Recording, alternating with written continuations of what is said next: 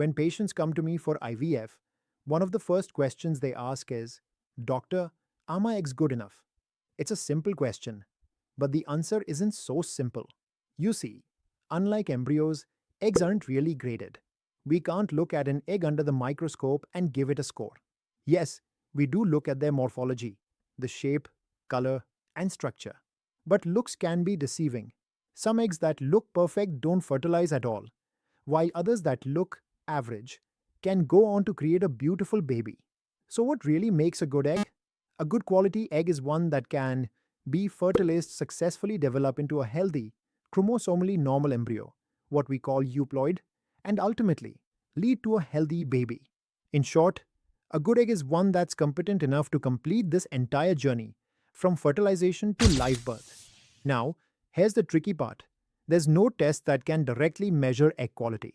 We can measure how many eggs you have through AMH or antral follicle count, but not how good they are. We only find out after seeing how your eggs behave in the lab, whether they fertilize, form embryos, and implant successfully. Egg quality naturally declines with age, especially after 35, and it's also influenced by lifestyle, hormones, and genetics. But remember, sperm quality also matters. A healthy embryo is the result of a team effort between egg and sperm. So please, don't blame yourself if an IVF cycle doesn't succeed. Egg quality is complex biology, not personal failure. What matters is that you stay informed, stay hopeful, and keep asking questions. If you'd like to understand your fertility better, my IVF chatbot is available 24/7 to guide you.